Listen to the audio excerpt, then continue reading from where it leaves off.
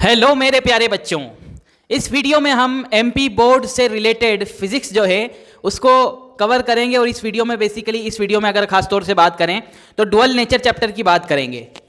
Examination आप लोगों के करीब है, मुझे पता है, और चूंकि मैं एक फिज़िक्स का टीचर हूँ तो मैंने सोचा कि क्यों ना हम कोशिश करें एक सीरीज़ स्टार्ट करने की। अगर आप लोगों का रिस्पॉन्स अच्छा रहा तो इस तरह की सीरीज़ जिसमें आप लोगों को वन शॉट में इस तरह से बताऊंगा कि आपके ऑब्जेक्टिव्स भी सारे क्लियर हो जाएंगे अगर आप वन शॉट देख के ही चले जाते हैं तो, और क्वेश्चंस भी जो आने वाले हैं वो सारे क्लियर हो जाएंगे। ये याद रखना, मैं आप लोगों को एमपी बोर्ड पर फोकस होकर ही पढ़ाऊंगा। तो अगर आप सीबीएसई वाले स्टूडेंट हैं तो हो सकता है आप अच्छे से ज़्यादा अच्छे से रिलेट ना कर पाएँ, तो इसलिए मैं पहले ही बता रहा हूँ आप लोगों को। अब सवाल ये उठता है कि ये छोटा सा चैप्टर डुअल नेचर ही क्यों, इसी से क्यों शुरुआत की गई। यानी अगर अपन मार्क्स वाइज देखें तो 3 तो ऑब्जेक्टिव्स आएंगे इसमें से और एक 2 मार्क्स का क्वेश्चन आएगा, यानी 5 मार्क्स का सिंपल सा चैप्टर, और क्वेश्चन भी आएगा तो एक वेरी शॉर्ट आंसर टाइप आएगा, 2 मार्क्स का क्वेश्चन आएगा। डुअल नेचर ही क्यों? एक वजह तो ये है कि आप लोगों में से 90% स्टूडेंट्स की मैं अगर बात करूं, आप कमेंट में ज़रूर बताना कि फिजिक्स शुरू में तो ठीक है, पढ़ लेते हैं, बढ़िया, समझ में भी आता है, इलेक्ट्रिसिटी समझ में आ रही, करंट इलेक्ट्रिसिटी समझ आ रहा है, मैग्नेटिक इफेक्ट समझ आ रहा है। जब मॉडर्न फिजिक्स पे बच्चा आता है तो 2 ही काम करता है वो, या तो उसे समझ नहीं आएगा तो वो उसे बिल्कुल ही छोड़ देगा पूरी तरह से, या फिर वो सोचेगा कि चलो यार परीक्षा बोध में से, परीक्षा अध्ययन में से या इंपॉर्टेंट क्वेश्चन इसके रट लेते हैं, चाहे हमें समझ में आए या ना आए। जबकि यकीन कीजिए मॉडर्न फिजिक्स की शुरुआत ही एक तरह से डुअल नेचर चैप्टर से होती है, ये वाली यूनिट से होती है, और ये बहुत ही प्यारी यूनिट है मेरे प्यारे बच्चों, बहुत ही शानदार यूनिट है। इस वीडियो के ख़त्म होने तक आप लोगों को एहसास हो जाएगा कि यार मॉडर्न फिजिक्स ही असली फ्यूचर है, एक तरह से बोल सकते हैं अपन फिजिक्स का। आपको पता होना चाहिए कि फिजिक्स जो है बेसिकली फिजिक्स को 2 पार्ट्स में डिवाइड किया गया है। सबसे पहले जो है बिफोर 1900 की फिजिक्स, बिफोर 1900 यानी सन 1900, उससे पहले की फिजिक्स जिसको क्लासिकल फिजिक्स बोला जाता है, क्लासिकल फिजिक्स बोला जाता है, और जिसमें जो है सबसे महान साइंटिस्टों में से जो है साइंटिस्ट जिसे माना जाता है वो न्यूटन है, और इसे न्यूटनियन फिजिक्स भी बोलते हैं, सिंपल सी बात है। उसके बाद जो है 1900 के बाद की फिजिक्स, ठीक है, आफ्टर की बात करें अगर अपन, तो इसे जो है बोला जाता है मॉडर्न फिजिक्स। और इसमें जो अवतार का काम करता है हमारे लिए, और जो हम कह सकते हैं कि एक महान साइंटिस्ट का काम करते हैं, वो है आइंस्टाइन।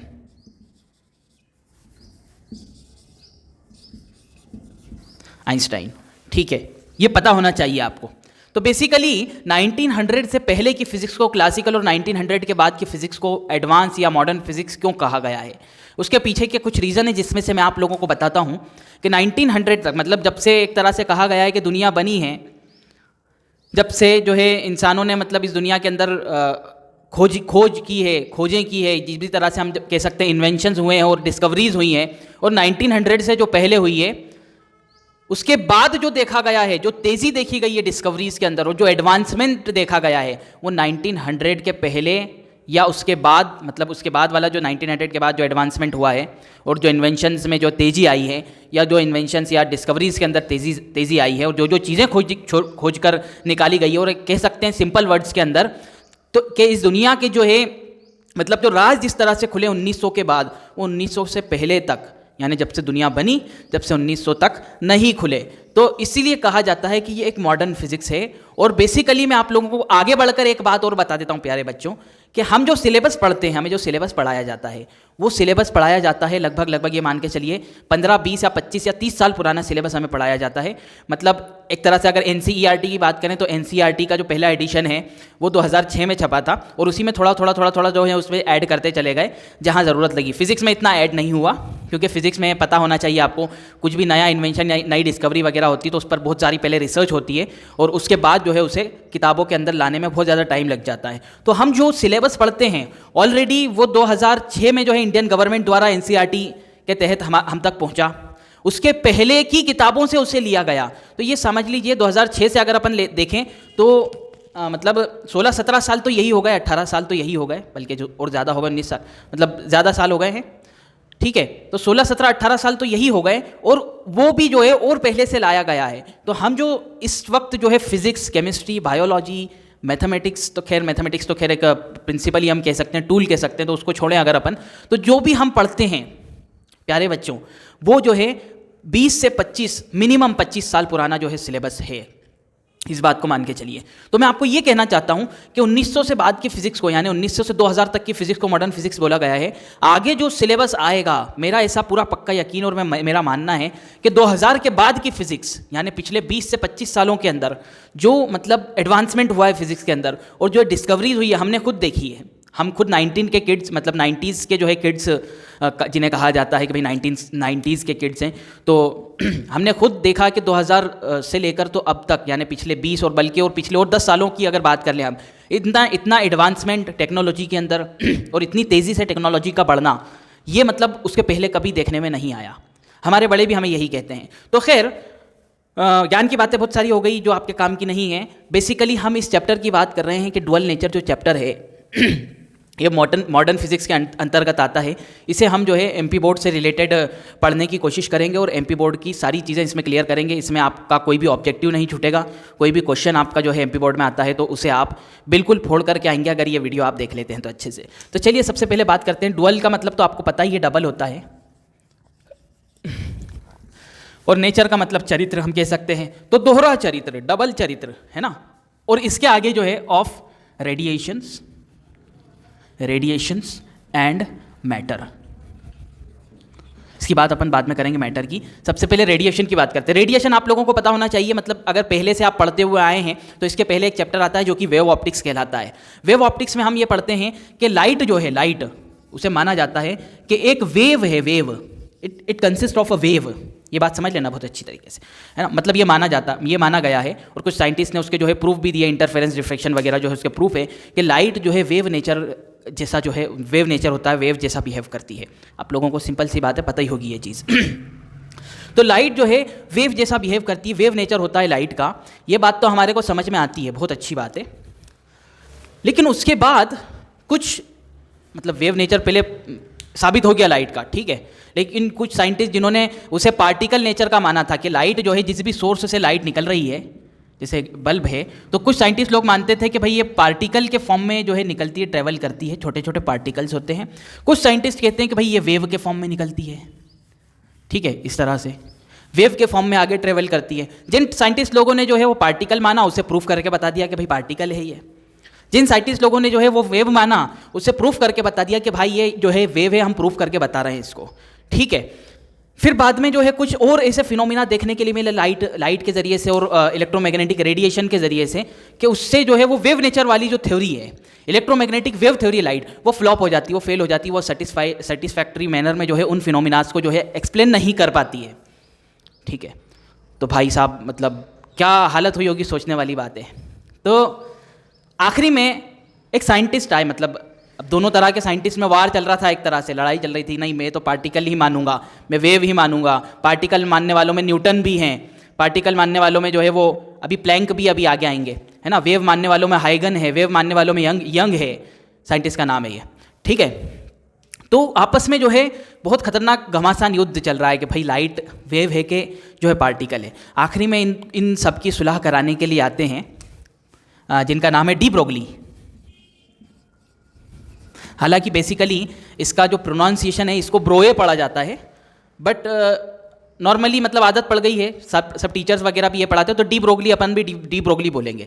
हालांकि डी ब्रोए, अच्छा मतलब इसका प्रोनाउंसिएशन मैं आपको बताऊं तो ब्रोए इस तरह से कुछ। तो बेसिकली ऑटोमेटिकली वीडियो बंद हो गई थी, 60 FPS पे उतार रहा था मैं उसको, तो 10 मिनट में वो बंद हो गई। तो उसके आगे का अभी पढ़ते हैं अपन। यहाँ पे डी ब्रोगली की बात कर रहा था मैं, तो डी ब्रोगली ने जो है इसको, इस चीज़ की सुलह कराई, इन दो साइंटिस्ट लोगों के बीच में सुलह कराई, और उन्होंने कहा कि भाई क्या है बेसिकली कि जो लाइट रेडिएशन है वो डुअल नेचर होता है उसका, यानी कि दो मतलब वेव जैसा भी बिहेव करती है और पार्टिकल जैसा भी बिहेव करती है लाइट, ठीक है। तो उनने बताया कि भाई लाइट का जो है डुअल नेचर होता है, डुअल नेचर। और यहाँ तक ही नहीं, एक मिनट, सिर्फ इतना ही नहीं, इसके आगे ये भी बताया कि लाइट का अगर डुअल नेचर होता है तो नेचर लव्स सिमेट्री, नेचर को जो है सिमेट्री बहुत अच्छी लगती है। तो इस वजह से जो पार्टिकल मतलब मटेरियल पार्टिकल्स हैं, जैसे हम लोग हुए, जैसे पत्थर हुआ, जैसे कोई भी चीज़ हुई, जैसे टेबल हुई, जैसे कुर्सी हुई, या कोई भी चीज़ हुई, वो भी जो है डुअल नेचर बिहेव करती है, यानी उनके साथ भी एक वेव एसोसिएट होती है, यानी हम लोगों के साथ भी एक वेव एसोसिएट होती है। बट अगर ये पार्टिकल जो है बहुत तेज़ी के साथ में चलने लगेंगे तो इनकी जो है वेव महसूस होगी, लेकिन अगर ये जो है नॉर्मल स्पीड में, स्लो स्पीड में चलेंगे तो इनकी वेव जो है महसूस नहीं होगी। बट हर पार्टिकल के साथ में एक वेव एसोसिएट होती है, मतलब ये भी बोला गया। आखिरी में अपन पूरी बातें समझेंगे। बेसिकली अभी अपन समझते हैं कि इस चैप्टर को जो है कहाँ से शुरू किया जाए। तो सबसे पहले आप लोगों से बच्चों एक सवाल करता हूँ मैं, अगर मैं आपसे लोगों से पूछूँ गैस, और मैं आपसे पूछूँ, दो ऑप्शन दूँ मैं आप लोगों को कि ये कंडक्टर है या इंसुलेटर है ना। अगर इलेक्ट्रिसिटी कंडक्ट कर पाती है गैस या नहीं कर पाती, तो सिंपल सी बात है, हमारे दिमाग में यही आएगा कि इलेक्ट्रिसिटी कैसे कंडक्ट कर पाएगी गैस। गैस एक इंसुलेटर है, सिंपल सी बात है। अगर गैस इलेक्ट्रिसिटी कंडक्ट करती तो यहाँ पर एक सॉकेट लगा हुआ है, वहाँ से जो है इलेक्ट्रिसिटी, मैंने जैसे ही स्विच ऑन करा, स्विच ऑन करने की भी ज़रूरत नहीं पड़ती। जैसे ही जो है कहीं भी इलेक्ट्रिसिटी होती आसपास या इलेक्ट्रिक करंट होता तो गैस के ज़रिए से जो है वो सब जगह फैल जाता और उसके आसपास जो रहने वाले लोग हैं या फिर जितने भी लोग हैं उनके बाल खड़े हो जाते। सिंपल सी बात है ना। तो ये बात समझ में आती है हमें कि गैस जो है इलेक्ट्रिसिटी कंडक्ट नहीं करती है। जाहिर सी बात है, इलेक्ट्रिसिटी का अगर कंडक्ट करती तो इलेक्ट्रिसिटी का एक तरह से बोल सकते हैं कि उसका इन्वेंशन होता ही नहीं, उसकी डिस्कवरी होती ही नहीं इलेक्ट्रिसिटी की, हम ये कह सकते हैं। क्योंकि जैसे ही कंडक्ट करती, सिंपल सी बात है, पूरी जगह पर जो है वो इलेक्ट्रिसिटी फैल जाती, तो कौन से इंस्ट्रूमेंट और क्या, कुछ नहीं, भाई इलेक्ट्रिसिटी है, वो तो बर्बाद कर रही है सबको, तो नहीं हो पाता है ना। तो सिंपल सी बात है, हमारा जवाब यही होगा। और बेसिकली जवाब एक, अगर अपन समझदार नागरिक की तरह और समझदार स्टूडेंट की तरह और एक नॉर्मल स्टूडेंट की तरह सोचें तो यही जवाब होना चाहिए, सीधी बात है। बट ये पार्शियल ट्रूथ है बच्चों, ये जो है आधी सच्चाई है। तो भाई पूरी सच्चाई क्या है? तो पूरी सच्चाई अभी अपने को समझना है यहाँ पर। तो इसी चीज़ को स्टडी करने के लिए कुछ साइंटिस्ट, जिसमें सबसे पहला नाम आता है विलियम क्रुक का, विलियम क्रुक ने जो है एक्सपेरिमेंट किया। बेसिकली हमने 11th में भी जो है एटॉमिक स्ट्रक्चर में पढ़ा होगा, उसके डीप में अपन नहीं जाएंगे, बस ऊपर तौर पर इसको समझेंगे। तो उन्होंने एक्सपेरिमेंट किया, एक ट्यूब ली, ठीक है, एक ट्यूब लेते हैं वो, ठीक है, जिसे डिस्चार्ज ट्यूब का नाम दिया जाता है, और यहाँ पर जो है एक इंस्ट्रूमेंट लगाते हैं जिससे जो है प्रेशर को कंट्रोल किया जा सके। तो प्रेशर जो है कंट्रोल किया जा सके, ठीक है। तो प्रेशर कंट्रोल करने के लिए एक इंस्ट्रूमेंट लगाते हैं और जो है उस ट्यूब में मतलब दो इलेक्ट्रोड्स देते हैं जिन्हें कैथोड और एनोड बोला गया है ना। नेगेटिव चार्ज कैथोड और पॉजिटिव इलेक्ट्रोड एनोड, सिंपल सी बात है। और एक बहुत हाई वोल्टेज सोर्स लगा देते हैं वो, ठीक है, हाई वोल्टेज सोर्स वो लगा देते हैं, हाई वोल्टेज सोर्स। मतलब कितना हाई वोल्टेज वो भी मैं आप लोगों को बता देता हूँ, लगभग 10,000 वोल्ट। तो भाई देखते हैं ये इलेक्ट्रिसिटी तो पास ही नहीं हो रही, सिंपल सी बात है। अरे भाई इलेक्ट्रिसिटी कैसे पास होगी? ब्राइट कंडक्टर ऑफ इलेक्ट्रिसिटी है। अगर बात करें गैस की तो bright conductor of electricity, simple सी बात है, नहीं हम तो पास करा के रहेंगे।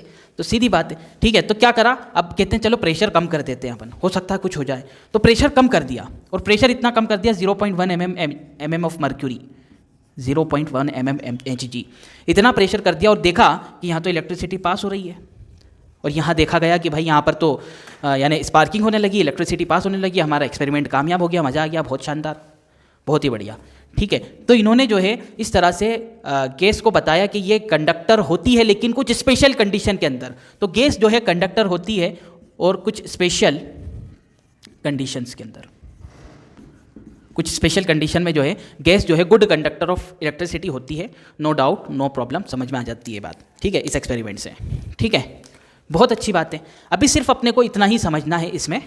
अब इसके आगे मैं आप लोगों को पहले बता देता हूँ क्या क्या डेफिनेशन जो हैं आप लोगों को एमपी बोर्ड में आप लोगों को देखने के लिए मिल सकती है। तो सबसे पहले अगर अपन बात करें कि डेफिनेशन जो है, सबसे पहली डेफिनेशन जो आती है वो आती है इलेक्ट्रॉन वोल्ट की, इलेक्ट्रॉन वोल्ट, ठीक है। तो इलेक्ट्रॉन वोल्ट की डेफिनेशन क्या होती है? तो बेसिकली अगर अपन इलेक्ट्रिक फील्ड जो है या फिर पोटेंशियल डिफरेंस क्रिएट करें दो किसी इलेक्ट्रोड के बीच में, या कुछ भी कह सकते हैं अपन, है ना, किसी भी जो है सर्किट के अंदर पोटेंशियल डिफरेंस क्रिएट करें, किसके ज़रिए से? एक बैटरी के ज़रिए से। ये सर्किट है, इस बैटरी के ज़रिए से 1 वोल्ट का पोटेंशियल डिफरेंस क्रिएट करें और इलेक्ट्रॉन एक्सेलरेट होगा। इलेक्ट्रॉन क्या होगा? एक्सेलरेट होगा, ठीक है, इलेक्ट्रॉन एक्सेलरेट होगा। और वो जितनी एनर्जी जो है वो जनरेट करेगा, जितनी एनर्जी जो है उसके पास होगी, जितनी काइनेटिक एनर्जी होगी, हम कहेंगे 1 इलेक्ट्रॉन वोल्ट। 1 electron volt.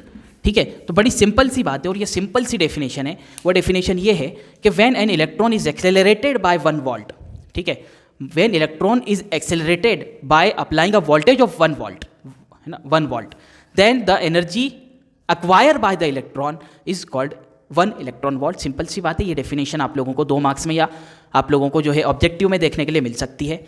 अब इसके आगे अपन चलते हैं। अब ये तो समझ में आ गया, ठीक है, इलेक्ट्रॉन वोल्ट, और क्यों समझाया ये भी मैं आप लोगों को समझाता हूँ।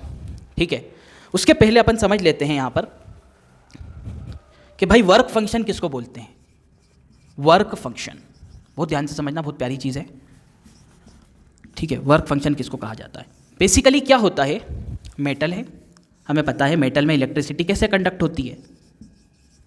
ठीक है, मेटल्स के अंदर इलेक्ट्रिसिटी कंडक्ट होती है, इलेक्ट्रॉन्स होते हैं उसके अंदर फ्री इलेक्ट्रॉन्स, इनके अंदर होते हैं फ्री इलेक्ट्रॉन्स, और फ्री इलेक्ट्रॉन्स जो हैं वो फ्लो होते हैं और उसके फ्लो होने के ज़रिए से जो है इलेक्ट्रिसिटी कंडक्ट होती है। बड़ी सिंपल सी बात है, बहुत शानदार काम है ये तो। ठीक है, समझ में आया। तो भाई फ्री इलेक्ट्रॉन्स होते हैं इसके अंदर, हमें समझ में आ गया। ठीक है, अब इस मेटल को अगर अपन किसी बाहरी सोर्स से एनर्जी देते हैं, क्या देते हैं, एनर्जी। प्यारे बच्चों ध्यान से समझना, अगर हम एनर्जी देंगे तो इसके अंदर के जो इलेक्ट्रॉन्स हैं, फ्री इलेक्ट्रॉन्स, वो तेज़ी से वाइब्रेट करेंगे और उनके पास बहुत ज़्यादा एनर्जी आ जाएगी, मतलब वो उस एनर्जी को एब्जॉर्ब करेंगे। एक वक्त ऐसा आएगा कि उस एनर्जी को जब इलेक्ट्रॉन जो है एब्जॉर्ब कर लेगा, जो बाहर से मैंने एनर्जी दी है इसको जो है एब्जॉर्ब कर लेगा, और इतनी इनफ एब्जॉर्ब कर लेगा कि इसके पास इतनी एनर्जी आ जाए कि ये मेटल के बॉन्ड को तोड़कर बाहर निकल जाए, मेटल के बॉन्ड को तोड़कर जो है वो इजेक्ट हो जाए।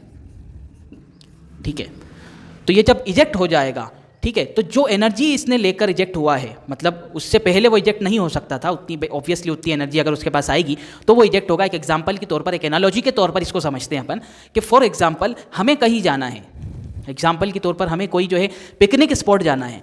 हम अगर कोई पिकनिक स्पॉट जा रहे हैं और उस पिकनिक स्पॉट की जो है एंट्री फीस 150 रुपये है, कितनी है, 150, और हम जो है 140 रुपीज़ लेकर जाएँ तो वहाँ पर जो है हम पहुँच ही नहीं पाए, मतलब उसमें उसके अंदर एंट्री हो ही नहीं पाएगी। सिंपल सी बात है, अगर जुगाड़ है तो बात अलग है, बातचीत है तो बात अलग है, उन सबको अपन यहाँ पर कंसीडर नहीं कर रहे हैं। ये बात समझना है अपने को कि अगर हम जो है कहीं भी पिकनिक स्पॉट जाते हैं जहाँ की एंट्री फीस 150 रुपीज़ है, तो हम ये देखेंगे कि 150 रुपीज़ मिनिमम मेरे को लेकर जाने पड़ेंगे, उससे कम में मेरी एंट्री नहीं होगी। उसी तरह से हर मेटल के लिए फ्री इलेक्ट्रॉन्स को इजेक्ट करने के लिए मिनिमम एनर्जी रिक्वायर्ड होती है,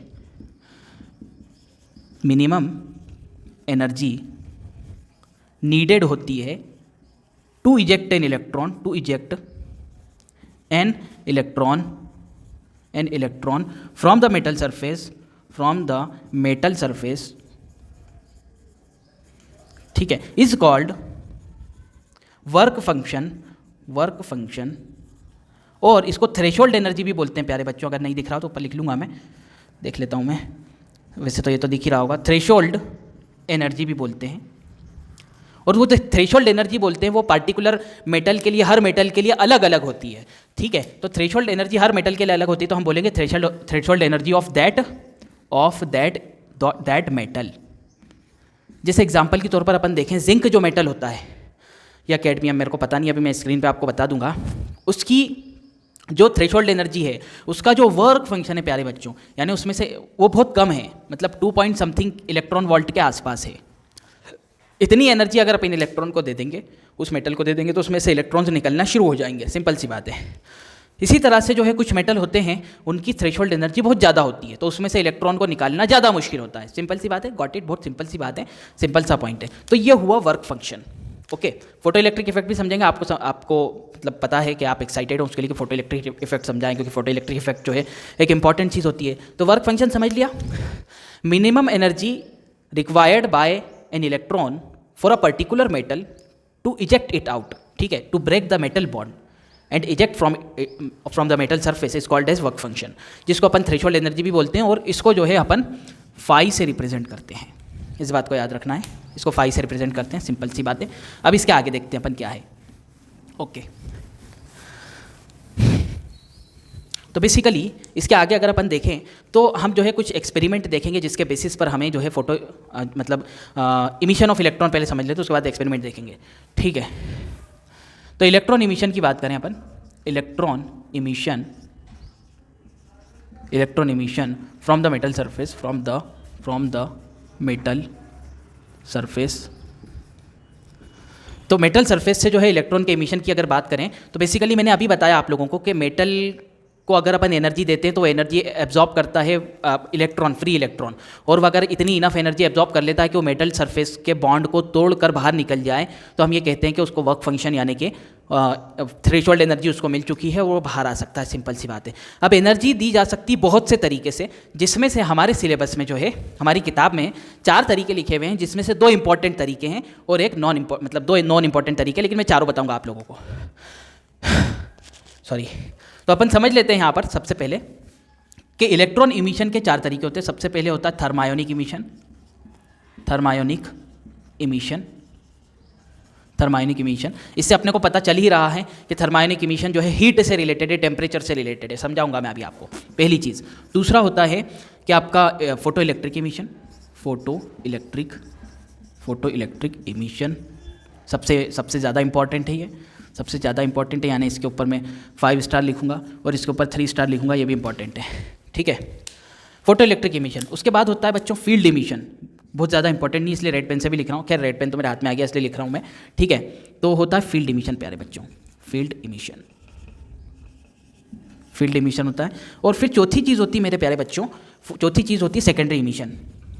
पढ़ना सब कुछ है, हो सकता है ऑब्जेक्टिव में आ जाए। बेसिकली ये 2 डेफिनेशन ही आती हैं, दो के अलावा जो है बाकी की 2 नहीं आती है। सेकेंडरी इमिशन, ठीक है। तो सेकेंडरी इमिशन, तो सबसे पहले प्यारे बच्चों अपन बात करते हैं थर्मायोनिक इमिशन की। थर्मायोनिक इमिशन के नाम से हमें पता चल रहा है कि थर्म यानी कि हीट से या टेम्परेचर से रिलेटेड है ये। तो हाँ बिल्कुल हीट और टेम्परेचर से ही रिलेटेड है। तो मैं आप लोगों को बता देता हूँ किस तरह से, कि अगर कोई भी मेटल सरफेस है, कोई भी जैसे मेटल सरफेस है, उसमें जो है फ्री इलेक्ट्रॉन होते हैं। सिंपल सी बात है, अगर अपन उसको जो है हीट देते हैं, किसी भी जरिए से हम उसको हीट देते हैं, हीट एनर्जी देते हैं, heat is a form of energy. Simple सी बात है, अगर हीट देते हैं और हीट के ज़रिए से उसमें जो है एनर्जी जाती है और वो एनर्जी इलेक्ट्रॉन एब्जॉर्ब करते हैं।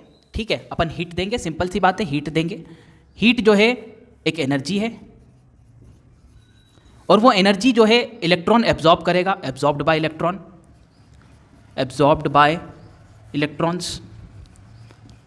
एब्जॉर्ब करेंगे। और अगर वो heat energy work function of the metal से ज़्यादा हो जाएगी, है ना, अगर वो ग्रेटर देन, ठीक है, वो ग्रेटर देन वर्क फंक्शन हो जाएगी, तो उसमें से जो है सिंपल सी बात है उसे एंट्री टिकट मिल गया है। जैसा कि मैंने आप लोगों को बताया था, इलेक्ट्रॉन्स को एंट्री टिकट मिल गया है, तो उसमें से इलेक्ट्रॉन इजेक्ट होना शुरू हो जाएंगे। तो इलेक्ट्रॉन्स स्टार्ट इजेक्टिंग। ठीक है, इलेक्ट्रॉन जो है इजेक्ट होना उसमें से शुरू हो जाएंगे। अब वो ये जो इलेक्ट्रॉन इजेक्ट होंगे, क्योंकि जो है हीट एनर्जी देने के ज़रिए से, टेम्परेचर देने के ज़रिए से ये जो है इजेक्ट हुए हैं, तो इन्हें अपन जो है आपका थर्म आयोन्स बोलेंगे। इन इलेक्ट्रॉन्स को जो बोलेंगे अपन, जो इलेक्ट्रॉन्स निकल रहे हैं, इनको अपन थर्म आयोन्स या थर्मो इलेक्ट्रॉन्स बोलेंगे। इनका नाम होगा थर्म आयोन्स या थर्मो इलेक्ट्रॉन्स। तो सिंपल सी बात है, क्वेश्चन क्या आता है कि भाई समझाओ हमें थर्मायोनिक इमिशन क्या होता है। तो जब हम किसी मेटल सरफेस को हीट देते हैं, हीट एनर्जी देते हैं, और वो मेटल सरफेस के इलेक्ट्रॉन्स, मेटल के जो फ्री इलेक्ट्रॉन्स है, वो हीट एनर्जी को एब्जॉर्ब करते हैं, और वो एब्जॉर्प्शन जो है जब एब्जॉर्ब करते हैं तो वो जो है इलेक्ट्रॉन्स के पास इतनी एनर्जी हो जाती है जो उनके वर्क फंक्शन से ज़्यादा है, तो स्टार्ट कर देते हैं इजेक्ट होना, यानी कि इमिट होना जो है उसके अंदर से शुरू कर देते हैं। सिंपल सी बात है, ठीक है, समझ में आ गया होगा। अब फोटो इलेक्ट्रिक इफेक्ट इमिशन समझाता हूँ, इससे फोटो इलेक्ट्रिक इफेक्ट भी समझ में आ जाएगा आपको, तो वो समझते हैं अपन। तो फोटो इलेक्ट्रिक इफेक्ट क्या होता है? तो फोटो इलेक्ट्रिक इफेक्ट ये होता है कि अगर कोई मेटल है, उसको अपन एनर्जी देते हैं, फोटो का मतलब होता है लाइट एनर्जी देते हैं, या फिर कोई भी रेडिएशन वाली एनर्जी देते हैं। लाइट बेसिकली जो हमें दिखती है, और जो रेडिएशंस जो हमें दिखते नहीं हैं, बिहेव वो लाइट जैसा ही करते हैं, जैसे अल्ट्रावायलेट रेडिएशन हुआ, इंफ्रारेड रेडिएशन हुआ। ठीक है, तो अगर अपन इसे एनर्जी दे देते हैं, ठीक है, अगर हम लाइट या फिर EM रेडिएशंस, ये बात याद रखना, इलेक्ट्रोमैग्नेटिक रेडिएशंस दे देते हैं किसी जो है मेटल सरफेस को, और वो जो एनर्जी दे रहे हैं वो एब्जॉर्ब कर लेते हैं इलेक्ट्रॉन्स, और वो इलेक्ट्रॉन्स जो है एब्जॉर्ब करने के बाद इतनी एनर्जी उनके पास हो जाती है कि उसके वर्क फंक्शन से ज़्यादा हो जाए तो वो इलेक्ट्रॉन्स जो है वो बाहर निकलना शुरू कर देते हैं, वो फ्री इलेक्ट्रॉन्स बाहर निकलना शुरू कर देते हैं। चूंकि ये फोटो इलेक्ट्रिक इमिशन के ज़रिए से, यानी कि एक लाइट एनर्जी देने के ज़रिए से बाहर निकले हैं, तो इन इलेक्ट्रॉन का नाम होता है फोटो इलेक्ट्रॉन्स। इन इलेक्ट्रॉन्स का नाम क्या होता है? फोटो इलेक्ट्रॉन्स नाम होता है। सिंपल सी बात है, बहुत ही बढ़िया, शानदार। अब अपन फील्ड इमिशन की बात करते हैं। तो फील्ड इमिशन बड़ा सिंपल है, लेकिन ये कभी आता नहीं। अच्छा, इसकी डेफिनेशन कैसे लिखेंगे आप?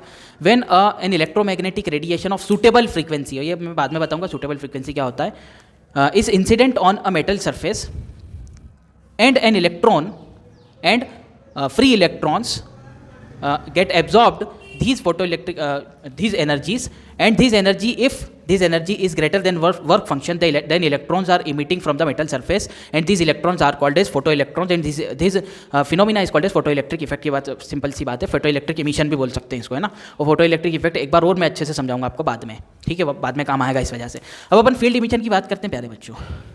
अगर अपन क्या करें कि मेटल की सरफेस है एक दूसरे से थोड़ी सी दूर रखी हुई, एग्जांपल के तौर पर अगर हम जो है बहुत ज़्यादा हाई वोल्टेज देकर ठीक है, एक इलेक्ट्रिक फील्ड जनरेट करते हैं, यहाँ पर एक इलेक्ट्रिक फील्ड जनरेट करते हैं इसके बीच में, और वो इलेक्ट्रिक फील्ड की एनर्जी जब इन इलेक्ट्रॉन्स के पास आती है और वो एनर्जी जो है वर्क फंक्शन से ज़्यादा हो जाती है, तो इसमें से जो है इलेक्ट्रॉन्स निकलना शुरू होते हैं और इसकी तरफ जाना शुरू कर देते हैं। मतलब पॉजिटिव से निकलकर नेगेटिव की तरफ जाना शुरू कर देंगे। सिंपल सी बात है ये, है ना। फील्ड इमिशन समझ में आ जाता है अपने को। एक होता है सेकेंडरी इमिशन। तो सेकेंडरी इमिशन बड़ा सिंपल है, डायरेक्टली मैं यहाँ पर बता देता हूँ आपको। तो कोई भी मेटल सरफेस है, अगर हम उस पर जो है इलेक्ट्रॉन्स को जो है इंसिडेंट कराते हैं, हाई एनर्जी के साथ में इलेक्ट्रॉन को बहुत तेज़ी के साथ में जो है एनर्जी देकर इंसिडेंट कराते हैं, और वो इलेक्ट्रॉन्स जो है वो अपनी एनर्जी दूसरे इलेक्ट्रॉन्स को ट्रांसफ़र कर देते हैं जो उसके अंदर है फ्री इलेक्ट्रॉन्स, और वो एनर्जी अगर वर्क फंक्शन से ज़्यादा हो जाती है मेटल के वर्क फंक्शन से, तो वो इलेक्ट्रॉन्स निकलना शुरू कर देते हैं। तो ये जो इलेक्ट्रॉन्स होते हैं ये निकलना शुरू कर देते हैं और ये वाले इलेक्ट्रॉन अंदर इंटर हो जाते हैं, तो इसको कहते हैं सेकेंडरी इमिशन। इसका नाम इसी से पड़ा है, सेकेंडरी इमिशन। तो बेसिकली होपफुली आप लोगों को समझ में आया होगा जो मैंने अभी बताया है। इसके आगे का जो है अगले लेक्चर में हम लोग पढ़ेंगे। आपको ये लेक्चर कैसा लगा, आगे का लेक्चर चाहिए या नहीं चाहिए, आप लोग कमेंट में ज़रूर बता सकते हैं, अपनी राय दे सकते हैं, और किस तरह का इंप्रूवमेंट होना चाहिए और किस तरह की जो है आप लोगों को वीडियोज़ चाहिए, आप कमेंट में ज़रूर बता सकते हैं। चैनल को सब्सक्राइब नहीं किया, सब्सक्राइब कर लीजिए। Thanks for watching for this video.